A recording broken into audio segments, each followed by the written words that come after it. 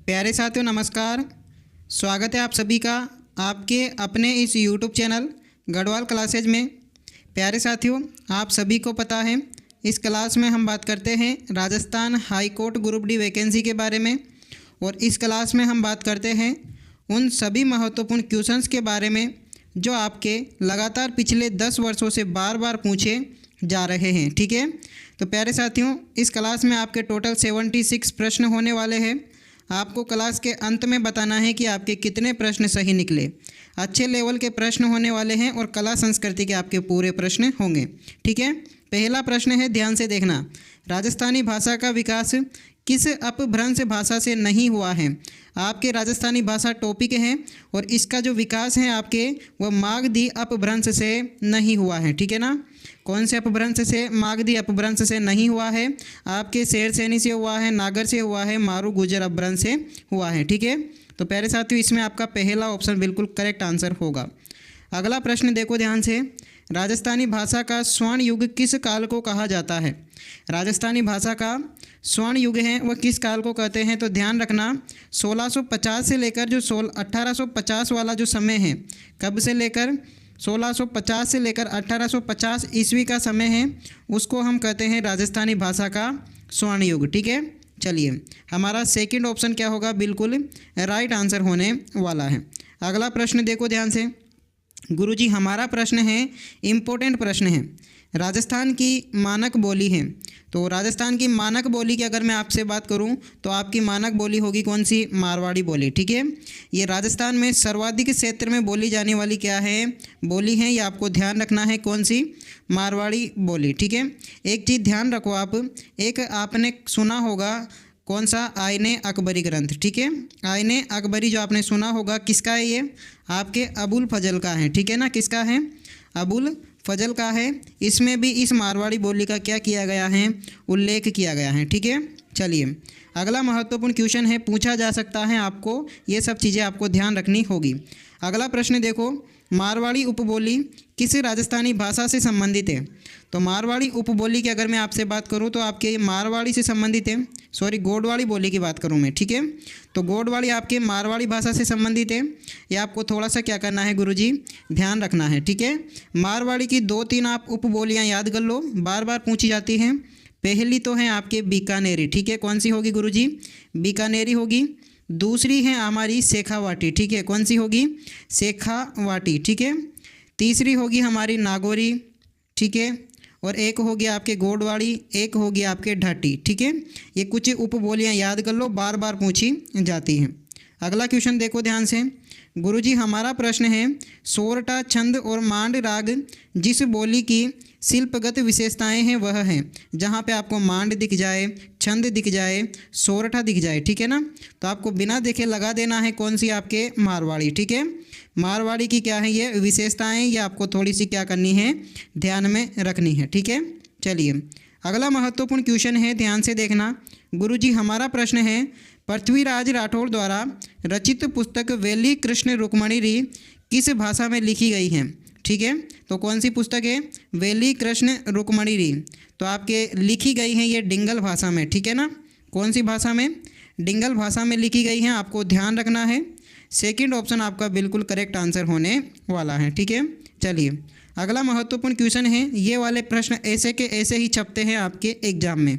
Question है, कवि सूर्यमल मिश्रण ने अपनी पुस्तक वीर सतसई में किस भाषा में लिखी थी? तो मैं आपसे बात करूं वीर सतसई की, तो वीर सतसई जो है आपके डिंगल भाषा में लिखी थी। किसने? सूर्यमल मिश्रण ने। ठीक है, ये आपको थोड़ा सा ध्यान में रखना है। इनका संबंध बूंदी से है ना, ये आपको ध्यान रखना है। अगला क्वेश्चन देखो आप ध्यान से।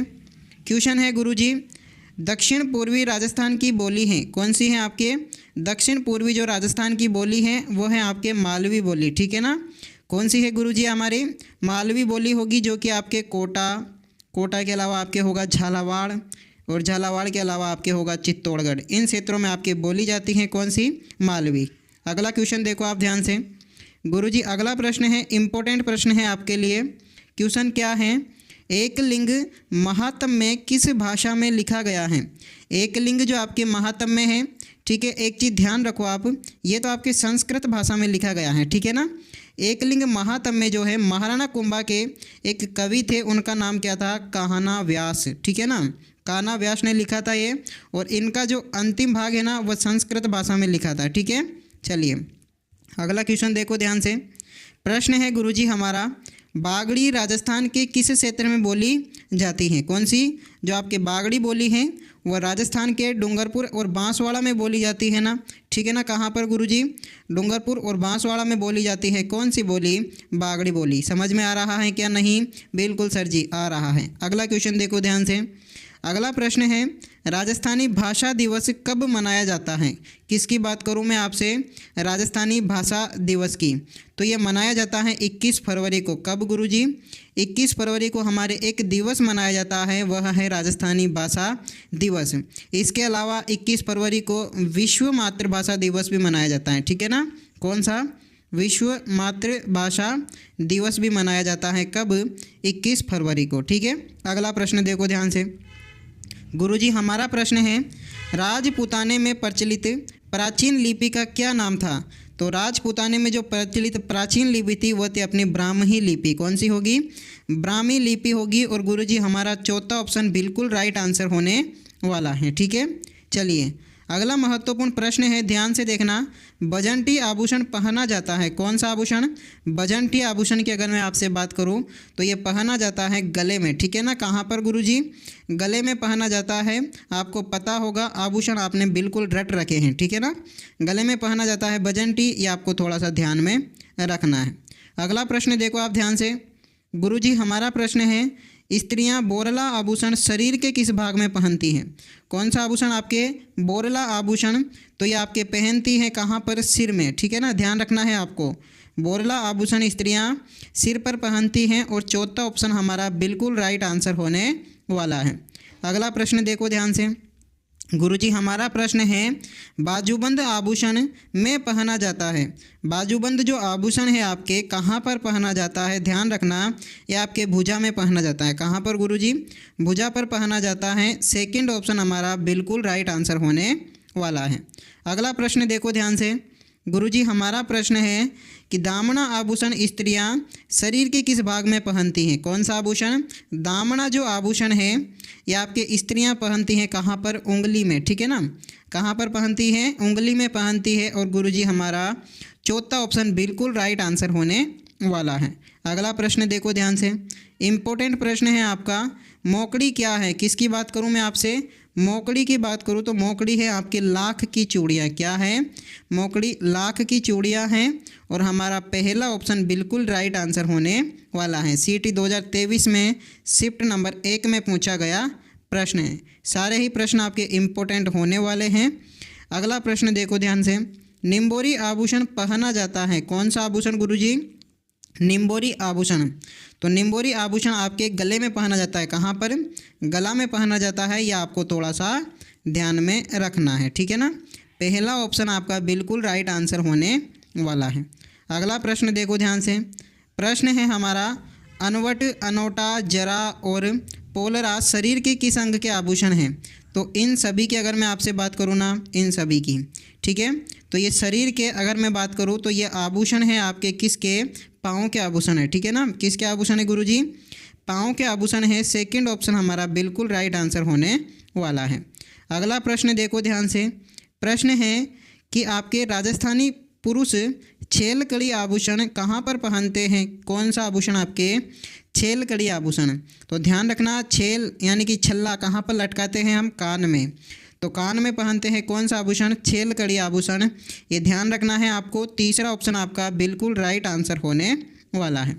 अगला प्रश्न देखो ध्यान से। गुरुजी हमारा प्रश्न है, खुंगाली आभूषण शरीर के किस भाग में पहना जाता है? कौन सा आभूषण है? खुंगाली जो आभूषण है ये आपके शरीर में पहना जाता है। कहाँ पर? गले में पहना जाता है। ठीक है ना, खुंगाली आभूषण गले में पहना जाता है। और गुरुजी हमारा चौथा ऑप्शन बिल्कुल राइट आंसर होने वाला है। चलिए अगले क्वेश्चन की बात करें। बिल्कुल सर जी। प्रश्न है हमारा, कान में पहने जाने वाले आभूषण को चिन्हित कीजिए। किस में?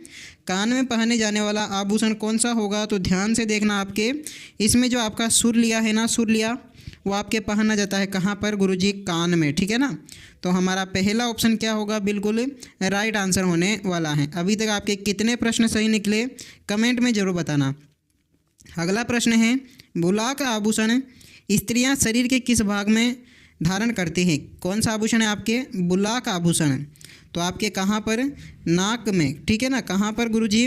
बुलाक आभूषण नाक में धारण करती है। इसके अलावा नथ भी नाक में धारण करती है, चुन्नी और बारी भी नाक में धारण करती हैं, ठीक है ना। ये आपको ध्यान रखना है। अगला प्रश्न देखो आप, गुरुजी हमारा प्रश्न है आभूषण समूह सही नहीं है, ये क्वेश्चन मैं छोड़ता हूँ आपके ऊपर, ठीक है ना। स्क्रीनशॉट ले लीजिए या आप बताना है आपको कमेंट में कि कौन सा आभूषण सम्मिलित नहीं है। आपने आभूषण पढ़े होंगे और आप इसमें से बताओ, ठीक है। चलिए अगला क्वेश्चन है आपका, इम्पोर्टेंट है, निम्न में से कौन राजस्थान में पंचवीर में शामिल नहीं है? ये प्रश्न आपके छपता है हमेशा ही, ठीक है ना। और क्यों छपता है कारण भी मैं आपको बता दूं, क्योंकि अपने राजस्थान में एक लोक देवता है, उनका नाम है तेजाजी, ठीक है ना। क्या नाम है? तेजाजी हैं, जो कि राजस्थान के सबसे लोकप्रिय देवता माने जाते हैं, ठीक है ना। राजस्थान के सबसे लोकप्रिय देवता माने जाते हैं और बच्चों को लगता है कि ये अपने पंचपीर में सम्मिलित है, ठीक है ना। लेकिन ये आपके पंचपीर में सम्मिलित नहीं है। तो आपका राइट आंसर होगा तेजाजी महाराज जो है आपके पंचपीर में सम्मिलित नहीं है, ठीक है। चलिए अगला क्वेश्चन देखो ध्यान से, इम्पोर्टेंट प्रश्न है कि तेजाजी का जन्म किस जिले में हुआ है?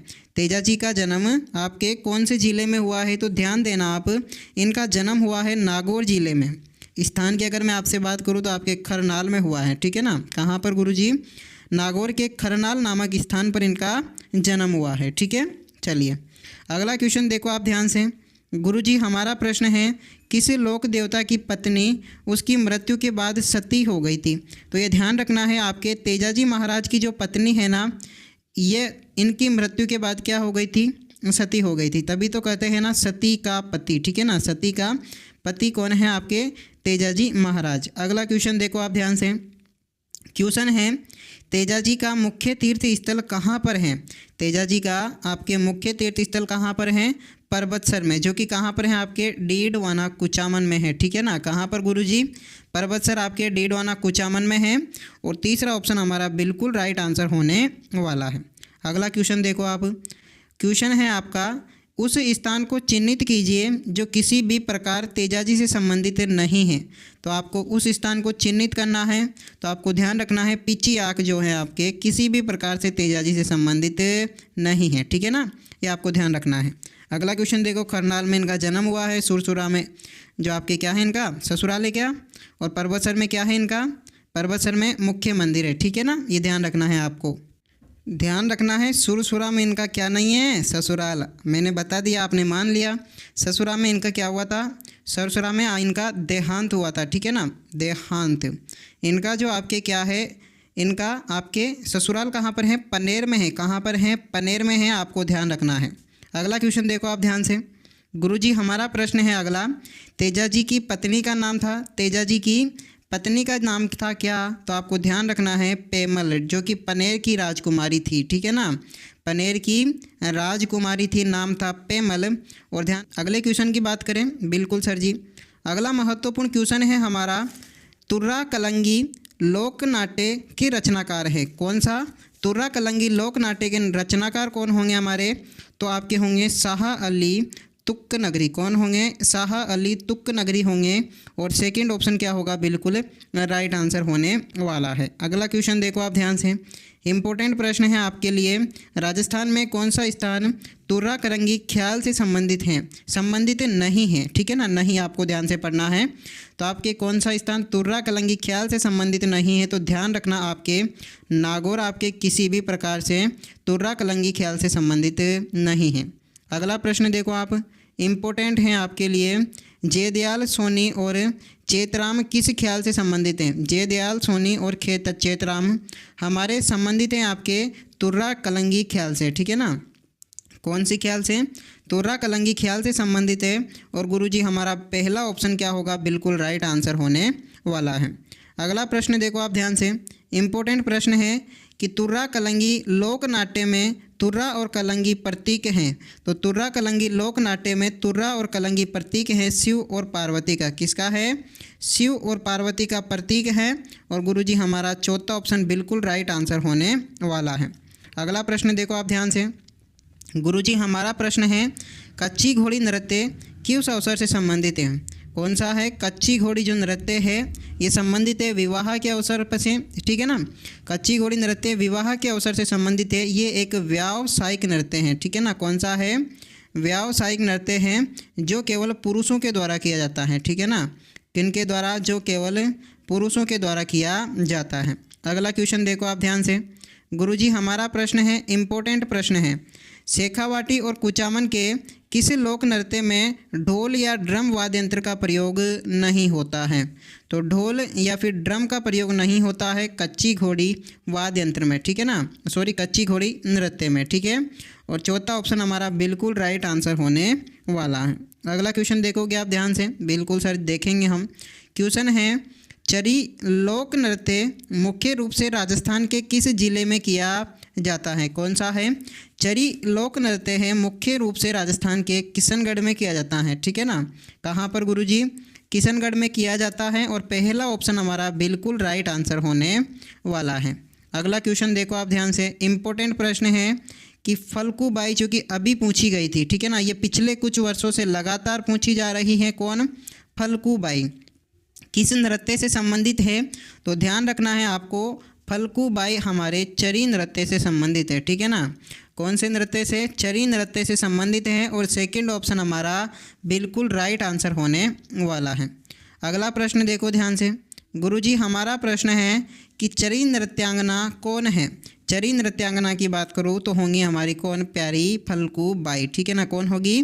फल्गुबाई होगी। और हमारा सेकंड ऑप्शन बिल्कुल राइट आंसर होने वाला है। अगला क्वेश्चन देखो आप ध्यान से। क्वेश्चन है राजस्थान का कौन सा समुदाय चरी नृत्य करता है? राजस्थान का कौन सा समुदाय चरी नृत्य करता है? तो ध्यान रखना गुर्जर जो समुदाय है अपने राजस्थान का, ये करता है कौन सा नृत्य? चरी नृत्य, ठीक है ना। और सेकंड ऑप्शन हमारा बिल्कुल राइट आंसर होने वाला है। अगला क्वेश्चन देखो आप ध्यान से। प्रश्न है हमारा नृत्य जो केवल पुरुषों द्वारा किया जाता है। तो नृत्य जो केवल पुरुषों के द्वारा किया जाता है तो वो नृत्य कौन सा होगा आपके? वो होगा आपके कच्ची घोड़ी नृत्य, ठीक है ना। कच्ची घोड़ी नृत्य है वो केवल पुरुषों के द्वारा किया जाता है, ध्यान रखना है। तीसरा ऑप्शन हमारा बिल्कुल राइट आंसर होने वाला है। अगला क्वेश्चन देखो आप ध्यान से। गुरुजी हमारा प्रश्न है अग्नि नृत्य का प्रारंभ एवं आयोजन मुख्यतः किया जाता है कहाँ पर? किसकी बात करूँ मैं आपसे? अग्नि नृत्य की। तो इसका आयोजन किया जाता है आपके बीकानेर ज़िले के कतरियासर गांव में, ठीक है ना। बीकानेर ज़िले के कतरियासर, इम्पोर्टेंट पूछा जाता है, ठीक है ना। बीकानेर ज़िले के कतरियासर गांव में जसनाती संप्रदाय के द्वारा, कौन से संप्रदाय के द्वारा? जसनाती संप्रदाय के द्वारा अंगारों पर चलकर किया जाता है, ठीक है ना। ये ध्यान रखना है आपको। चलिए अगले क्वेश्चन की बात करें हम। इम्पोर्टेंट प्रश्न है आपका अग्नि नृत्य का उद्गम किस स्थान से हुआ है?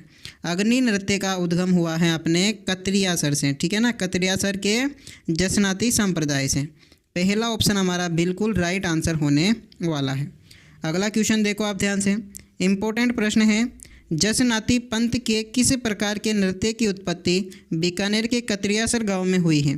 तो हमारे ध्यान रखना है अग्नि नृत्य की उत्पत्ति कतरियासर गांव में हुई है। और हमारा चौथा ऑप्शन बिल्कुल राइट आंसर होने वाला है।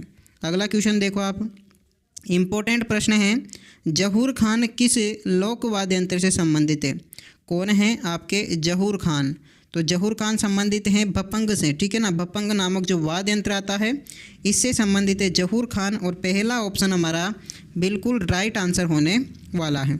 अगला क्वेश्चन आप लोग देखो ध्यान से। इम्पोर्टेंट प्रश्न है आपके लिए किस लोक वाद्य यंत्र में महारत होने से साकर खान इनका पूरा नाम ध्यान कर लो आप।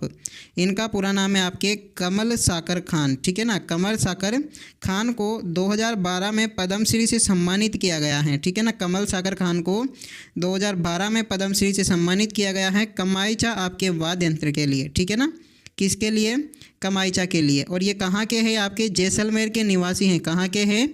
जैसलमेर के निवासी हैं। और जैसलमेर में आपके कौन से आपकी जाति से हैं? तो मांगणियार जाति से हैं, ठीक है ना। मांगणियार जाति से हैं। चलिए अगले क्वेश्चन की बात करें, ध्यान देना है प्रश्न के ऊपर, इम्पोर्टेंट प्रश्न आपका होने वाला है। राजस्थान का प्रसिद्ध पखावज वादक हैं, प्रसिद्ध पखावज, ये क्वेश्चन आपसे बार बार पूछा जाता है। राजस्थान का प्रसिद्ध पखावज वादक हो आपके कौन होंगे? पंडित पुरुषोत्तम दास। कौन होंगे? पंडित पुरुषोत्तम दास। पूरा नाम क्या है इनका? इनका नाम है पुरुषोत्तम पखावज दास। कौन होंगे? पुरुषोत्तम पखावज दास होंगे, ठीक है ना। चलिए अगले क्वेश्चन की हम बात करें, ध्यान देना है, इम्पोर्टेंट क्वेश्चन है। सपेरा कालबेलियों का कौन सा वाद्य यंत्र प्रसिद्ध है? सपेरा या फिर कालबेलियों में कौन सा वाद्य यंत्र आपके प्रसिद्ध हैं? तो ध्यान रखना है पुंगी प्रसिद्ध है, ठीक है ना। कौन सा है आपके? पुंगी प्रसिद्ध है और ये कालबेलिया जनजाति के द्वारा बजाया जाता है। इसको हम बीन भी कहते हैं, ठीक है ना, बीन भी कहते हैं, ठीक है, ये आपको ध्यान रखना है।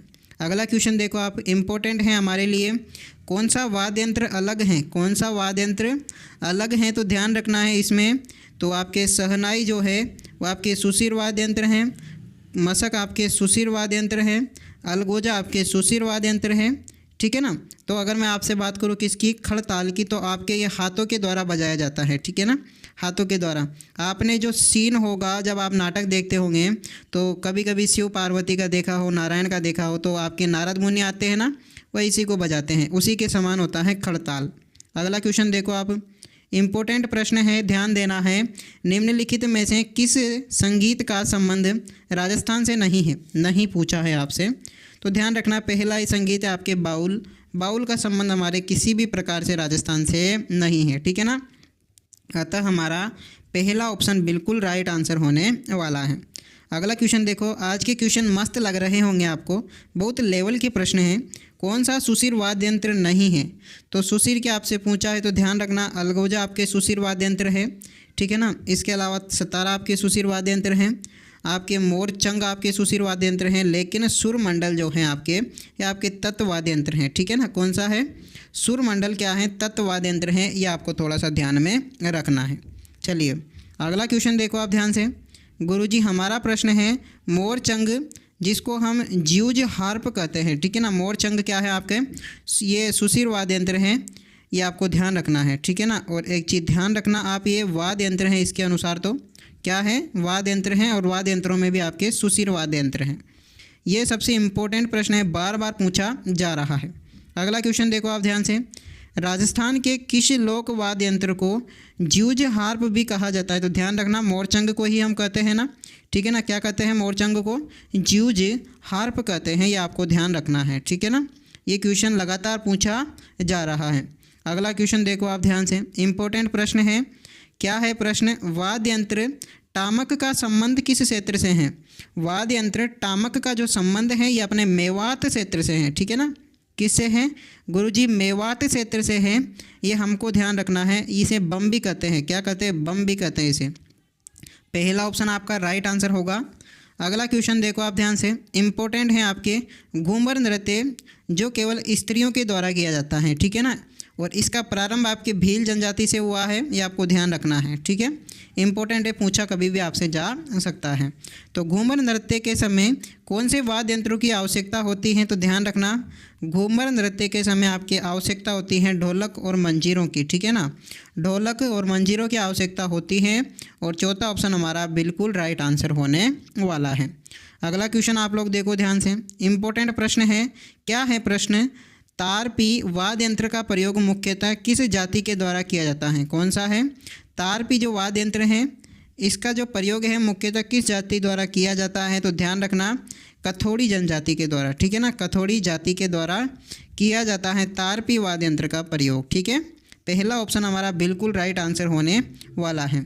अगला क्वेश्चन देखो आप ध्यान से, जब आप हाई कोर्ट में आपके सिलेबस में 3 ही आपके विषय हैं तो आशा करता हूँ इस प्रकार के प्रश्न आपसे पूछे जाएंगे।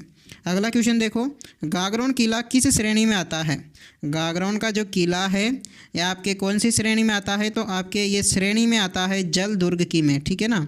गागरोन आपके जल दुर्ग की श्रेणी में आता है। ये आपके झालावाड़ ज़िले में स्थित है। कहाँ पर है गुरुजी? झालावाड़ ज़िले में स्थित है। अगला क्वेश्चन देखो आप, इम्पोर्टेंट है क्वेश्चन क्या है? सोनारगढ़ दुर्ग है।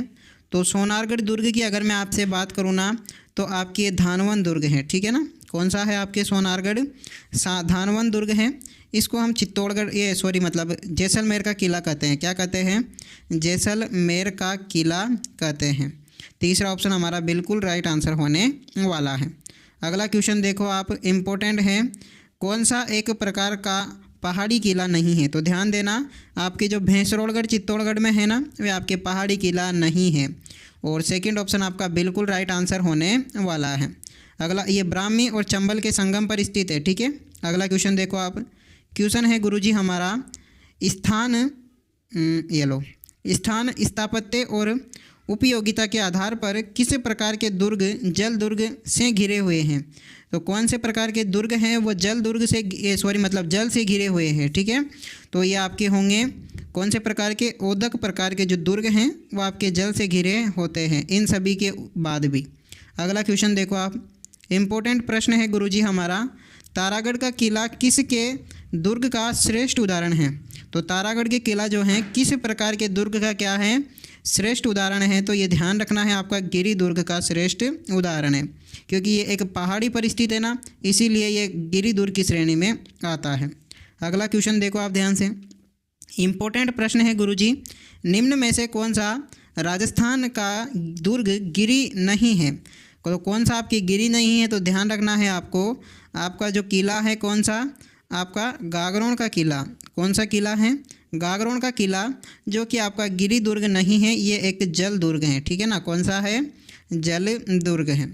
अगला क्वेश्चन देखो आप ध्यान से, क्वेश्चन है गुरुजी हमारा, निम्नलिखित में से कौन सा किला मरुस्थलीय किले की श्रेणी में आता है? तो कौन सा वो किला है जो मरुस्थलीय किले की श्रेणी में आता है? तो ध्यान रखना आप, वो किला होगा आपके जूनागढ़। ठीक है ना, जूनागढ़ का जो किला है आपके वो मरुस्थलीय किले की श्रेणी में आता है, जो कि आपके कहाँ पर स्थित है? बीकानेर में स्थित है। ठीक है ना, कहाँ पर है गुरुजी? बीकानेर में स्थित है। अगला क्वेश्चन देखो आप ध्यान से, क्वेश्चन क्या है हमारा, भटनेर दुर्ग के निर्माणकर्ता कौन थे? भटनेर दुर्ग के निर्माणकर्ता कौन थे? तो आपके राजा जो भूपत सिंह हैं वो आपके होंगे कौन? भटनेर दुर्ग के निर्माणकर्ता। ठीक है, ध्यान रखना है आपको, हमारा तीसरा ऑप्शन बिल्कुल राइट आंसर होने वाला है। अगला क्वेश्चन देखो आप, बाला किला राजस्थान के किस जिले में स्थित है? कौन सा किला? बाला किला। तो बाला किला राजस्थान के अलवर जिले में स्थित है। कहाँ पर है? अलवर जिले में स्थित है। और सेकंड ऑप्शन हमारा बिल्कुल राइट आंसर होने वाला है। अगला क्वेश्चन देखो आप ध्यान से, इम्पोर्टेंट प्रश्न है, सलीम सागर एवं सूरज कुंड जल तड़ाग अवस्थित हैं। सलीम सागर और सूरज कुंड, तो ये स्थित है आपके बाला किला अलवर में। ठीक है ना, कहाँ पर है? बाला किला अलवर में स्थित है। और हमारा पहला ऑप्शन बिल्कुल राइट आंसर होने वाला है। अगला क्वेश्चन देखो आप ध्यान से, क्वेश्चन है हमारा, कुंभलगढ़ दुर्ग की दीवार की लंबाई कितनी है? कुंभलगढ़ दुर्ग मतलब राजस्थान का सबसे ऊंचा किला है। ठीक है ना, इसकी जो आपकी दीवार की लंबाई है वो है आपके 36 किलोमीटर। ठीक है, कितनी है? 36 किलोमीटर है। और हमारा तीसरा ऑप्शन बिल्कुल राइट आंसर होगा। इसका शिल्पकार कौन था? तो ध्यान रखना, कुंभलगढ़ दुर्ग है, इसका शिल्पकार होगा आपके मंडन। ठीक है ना, कौन होगा? मंडन। महाराणा कुंभा ने इसका निर्माण करवाया था, ये आपको थोड़ा सा ध्यान में रखना है। अगला क्वेश्चन देखो आप ध्यान से, इम्पोर्टेंट प्रश्न है, राजस्थान का सबसे अधिक ऊंचा किला निम्नलिखित में से कौन सा है? सबसे अधिक ऊंचा किला तो होगा आपके कौन सा? कुंभलगढ़ का। और सेकंड ऑप्शन हमारा बिल्कुल राइट आंसर होने वाला है। अगला क्वेश्चन आप लोग देखो ध्यान से, क्वेश्चन है गुरुजी हमारा, मंडन किस दुर्ग का शिल्पी था? तो मंडन आपके कौन से दुर्ग का शिल्पी था? तो ध्यान रखना है, मंडन हमारे कुंभलगढ़ का शिल्पी था। ठीक है ना, किसका है? कुंभलगढ़ का शिल्पी है। तो हमारा तीसरा ऑप्शन क्या होगा? बिल्कुल राइट आंसर होने वाला है। अगला क्वेश्चन देखो आप ध्यान से, क्वेश्चन है गुरुजी हमारा, कुंभलगढ़ दुर्ग का प्रमुख शिल्पी कौन थे? कुंभलगढ़ दुर्ग के प्रमुख शिल्पी कौन थे? तो ध्यान रखना है, आपके मंडन होगा आपके प्रमुख शिल्पी। और सेकंड ऑप्शन होगा हमारा बिल्कुल राइट आंसर। अगला क्वेश्चन देखो आप ध्यान से, गुरुजी हमारा प्रश्न है, गागरोन किला स्थित है। गागरोन किला स्थित है कहाँ पर? तो झालावाड़ में स्थित है। और हमारा सेकंड ऑप्शन बिल्कुल राइट आंसर होने वाला है। अगला क्वेश्चन देखो आप ध्यान से, क्वेश्चन है गुरुजी हमारा, जूनागढ़ के किले की नींव रखी थी, जूनागढ़ के किले की नींव रखी थी किसने? राव बीका ने। ठीक है ना, किसने रखी थी जूनागढ़ के किले की नींव? राव बीका ने रखी थी। कौन से पत्थरों से? तो लाल पत्थरों से। पत्थर आजकल पूछे जाने लगे हैं, जैसे अभी चतुर्थ श्रेणी में पूछा है कि आपके आबू देलवाड़ा में जो मंदिर बना हुआ है जैन मंदिर, वो कौन से पत्थरों से बना हुआ है? तो आपके संगमरमर से। इस प्रकार का क्वेश्चन आया था। तो आपके जूनागढ़ की जो आपके दीवारें हैं वो लाल पत्थरों से बनाया गया है, और ये आपको थोड़ा सा ध्यान में रखना है। अगला क्वेश्चन देखो आप।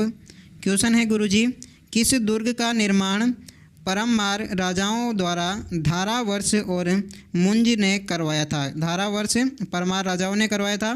तो ध्यान रखना है आपका होगा कौन सा दुर्ग? जालोर दुर्ग। ठीक है ना, कौन सा होगा गुरुजी? जालोर दुर्ग होगा। तीसरा ऑप्शन हमारा बिल्कुल राइट आंसर भी होगा। अगला क्वेश्चन देखो आप। राजस्थान के किस किले में इस्लामी संत मलिक शाह का मकबरा स्थित है? तो राजस्थान के किस किले में जो इस्लामी संत मलिक साहब का क्या है? मकबरा स्थित है। तो ध्यान रखना है आपके, ये होगा आपके जालोर के किले में। ठीक है ना, ये भी कहाँ पर होगा? जालोर के किले में, जो कि आपकी सूकड़ी नदी के तट पर है। कौन सी नदी के तट पर? सूकड़ी नदी के तट पर है। अगला क्वेश्चन देखो आप।